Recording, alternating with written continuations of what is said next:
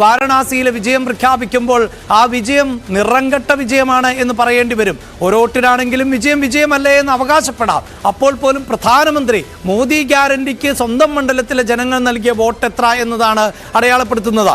നേരത്തെ ഉത്തർപ്രദേശിന്റെ കുറിച്ചുള്ള ഡേറ്റ പങ്കുവച്ചിരുന്നു.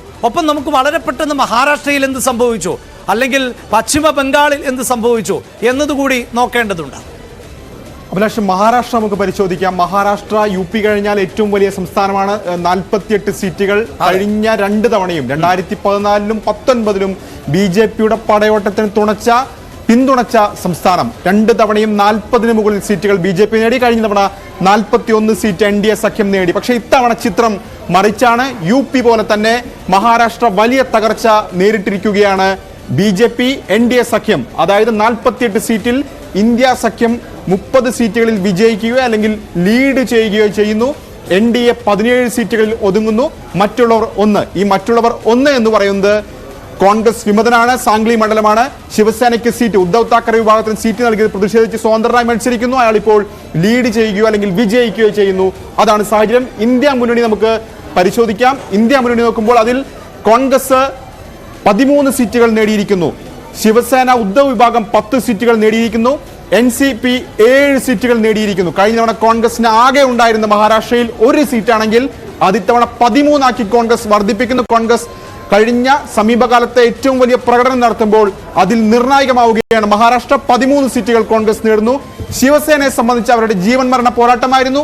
ആരാണ് യഥാർത്ഥ ശിവസേന എന്ന് തെളിയിക്കുന്ന മത്സരമായിരുന്നു.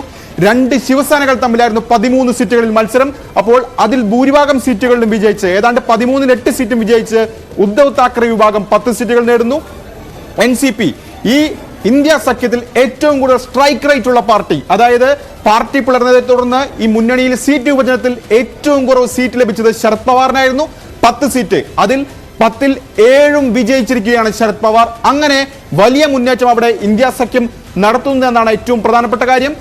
ഇനി NDA ക്യാമ്പിലേക്ക് പോകുമ്പോൾ വലിയ തിരിച്ചടി അവിടെ NDA സംബന്ധിച്ച് ഉണ്ടാകുന്നു. ശിവസേനയും പിളരാത്ത ശിവസേനയും BJPയും ചേർന്ന് 41 സീറ്റുകൾ വിജയിച്ചെങ്കിൽ ഇത്തവണ 17 സീറ്റിൽ അത് ഒതുങ്ങുന്നു. BJP 24-ൽ നിന്ന് 10 ചുരുങ്ങുന്നു.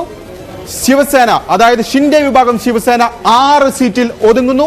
അജിത് പവാർ ഒറ്റ സീറ്റ് മാത്രം വിജയിക്കുന്നു. അതാണ് സാഹചര്യം. വലിയ തിരിച്ചടി മഹാരാഷ്ട്രയിലും സംഭവിച്ചു. അതായത് ക്രൗഡ് പുള്ളർമാർ ഇപ്പോഴും പഴയ നേതാക്കൾ തന്നെ, ഉദ്ധവ് താക്കറെയും ശരത് പവാറും തന്നെ എന്ന് വ്യക്തമാകുന്നു. നമുക്ക് പശ്ചിമ ബംഗാളിലേക്ക്, ബംഗാളിന്റെ ചിത്രം കൂടി പരിശോധിച്ച ശേഷം വേണമെന്ന് എനിക്ക് ജിജിയിലേക്ക് പോകാൻ. അഭിലാഷ്, ഇതാണ് പശ്ചിമ ബംഗാളിന്റെ ഇത്തവണത്തെ രാഷ്ട്രീയ ഭൂപടം. അതായത് CAA തെരഞ്ഞെടുപ്പിന് മുമ്പ് പ്രഖ്യാപിച്ച പൗരത്വ നിയമം ഒരുപക്ഷെ ഏറ്റവും കൂടുതൽ സ്വാധീനിക്കുക പശ്ചിമ ബംഗാളാണെന്ന് വിലയിരുത്തപ്പെട്ടിരുന്നു.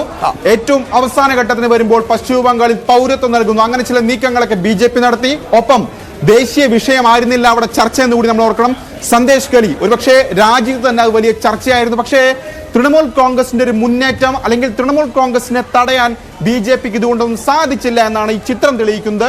കഴിഞ്ഞ തവണ 18 സീറ്റുകളാണ് BJPക്ക് ഉണ്ടായിരുന്നെങ്കിൽ ഇത്തവണ 18-ൽ നിന്ന് BJP 12 ചുരുങ്ങുന്നു. അതായത് മറ്റിടങ്ങളിൽ സീറ്റ് കുറയുകയാണെങ്കിൽ വിജയിക്കാം, പശ്ചിമ ബംഗാളിലെ സീറ്റുകൾ കൊണ്ട് അതിൽ മെയിൻറ്റെയിൻ ചെയ്യാമെന്നൊരു കണക്കുകൂട്ടൽ BJPക്കുണ്ട്. പക്ഷേ അവിടെ താളം തെറ്റുന്നു. 18-ൽ നിന്ന് 12-ലേക്ക് ചുരുങ്ങുകയാണ് BJP. തൃണമൂൽ കോൺഗ്രസ് 22-ൽ നിന്ന് 29 അവരുടെ ലീഡ് നില ഉയർത്തുകയും ചെയ്തിട്ടുണ്ട്. ഇതാണ് പശ്ചിമ ബംഗാളിലെ. ഏതായാലും ഈ പാനലിസ്റ്റുകളോട്, പ്രത്യേകിച്ച് ജിജിയോടും നിജേഷിനോടും പറയാനുള്ളത്, സാധാരണ ഈ മണിക്കൂറുകളിൽ BJP ആസ്ഥാനത്ത് നിന്നുള്ള ദൃശ്യങ്ങളായിരുന്നു മാധ്യമങ്ങൾക്ക് നൽകേണ്ടത് എങ്കിൽ നിജേഷ്, താങ്കളുടെ നേതാവ് രാഹുൽ ഗാന്ധി ഇതാ വാർത്താ സമ്മേളനത്തിന് തയ്യാറെടുക്കുകയാണ്. അല്പസമയത്തിനകം തന്നെ രാഹുൽ ഗാന്ധി AICC ആസ്ഥാനത്ത് മാധ്യമങ്ങളെ കാണും. എന്താണ് ശ്രീ ജിജി പ്രധാനമന്ത്രിക്ക് പുറത്തിറങ്ങാൻ ഒരു താമസം? ഒപ്പമുള്ള നേതാക്കളെ, അതിപ്പോൾ നിതീഷ് കുമാറിനെ ആണ് എങ്കിലും, അല്ലെങ്കിൽ ആന്ധ്രാപ്രദേശിലെ കൂട്ടുകെട്ടിനെ ആണ് എങ്കിലും, അത്രയ്ക്കങ്ങ് വിശ്വസിക്കാൻ ഇപ്പോഴും പറ്റാത്ത സാഹചര്യമാണോ? അതാണോ പ്രശ്നം?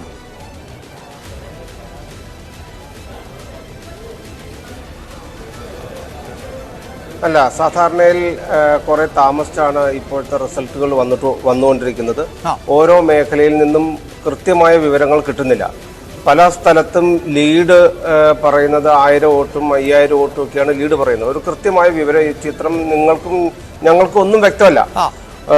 പിന്നെ ഇതിനകത്ത് പറയാനുള്ളത് യുപി പോലുള്ള സ്ഥലങ്ങളിൽ ധാരാളമല്ലേ ബി ജെ പിയുടെ ഒരു സ്വഭാവം അനുസരിച്ച് സർക്കാർ രൂപീകരണത്തിലേക്കൊക്കെ പോകാൻ. പക്ഷെ ആ ഒരു വേഗത ഇത്തവണ കാണുന്നില്ല.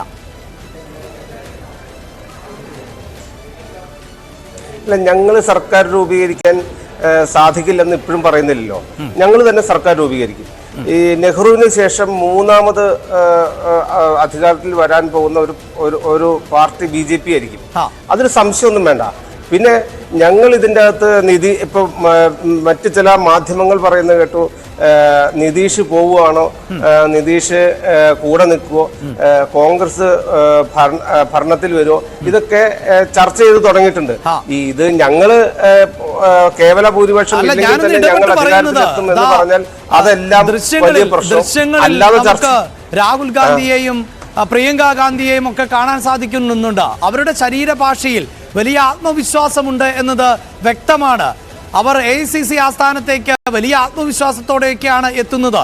എന്തായാലും പ്രതീക്ഷിച്ച പോലെയോ അതിനപ്പുറത്തെയോ ഒരു വിജയത്തിന്റെ ആത്മവിശ്വാസമാണ് അവരുടെ ശരീരഭാഷയിലൊക്കെ ഉള്ളത്. ശ്രീ ജിജി,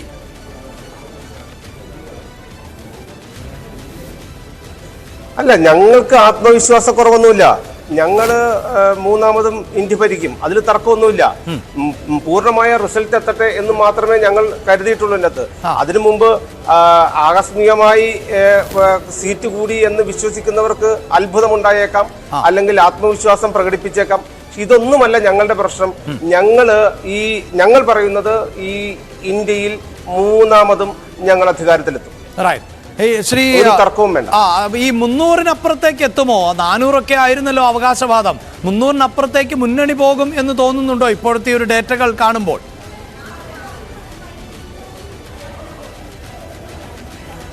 ഇത് കേവല ഭൂരിപക്ഷം കടന്നാണ് നിൽക്കുന്നത്. ഏകദേശം ഞാനിത് കുറച്ചു മുമ്പ് പറഞ്ഞല്ലോ, ചില സ്ഥലങ്ങളിലൊക്കെ 1000 വോട്ട്.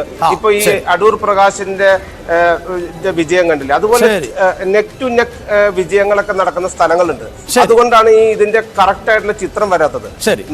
ഇതിനേക്കാൾ കേരളത്തെ ആയതുകൊണ്ടാണ് നമുക്ക് ഇത്രയും പെട്ടെന്ന് അറിയാൻ പറ്റുന്നത്. പുറത്തുള്ളത് നമുക്ക് ഇത്രയും പെട്ടെന്ന് അറിയാൻ പറ്റും. ഞാൻ ആ കാര്യത്തിലേക്ക് തന്നെയാണ്. ഇതാ ഇപ്പോൾ ഈ BJP നേതാവ് തന്നെ ഈ പാനലിൽ ഇരുന്നു കൊണ്ട് പറയുന്നു, ചില മണ്ഡലങ്ങളിൽ 1000-ഉം 2000-ഉം ഒക്കെയാണ് ഇപ്പോഴും ലീഡ് നില എന്നത്. ആ മണ്ഡലങ്ങൾ ഉൾപ്പെടെ ഉത്തർപ്രദേശ് BJPയെ സംബന്ധിച്ചിടത്തോളം നരേന്ദ്രമോദിയും യോഗി ആദിത്യനാഥും ഇരട്ട എഞ്ചിൻ പ്രവർത്തിപ്പിച്ച ഉത്തർപ്രദേശിലടക്കം പകുതിയോളം സീറ്റുകളിൽ പോലും വിജയിക്കാൻ സാധിക്കാതെ നിൽക്കുന്നു ഇപ്പോൾ BJP നേതൃത്വം. അങ്ങനെ കൃത്യമായി പ്രവർത്തിച്ചാൽ ഇന്ത്യ സഖ്യത്തിന് അധികാരത്തിലേക്ക് പോലും എത്താമായിരുന്ന ഒരു സാഹചര്യം ഉണ്ടായിരുന്നോ? ഈ മൂന്നാം ഘട്ടത്തിന് മുമ്പ് തന്നെ ഒരു ബോധോദയം ഉണ്ടായിരുന്നുവെങ്കിൽ, അല്ലെങ്കിൽ ഞങ്ങൾക്കും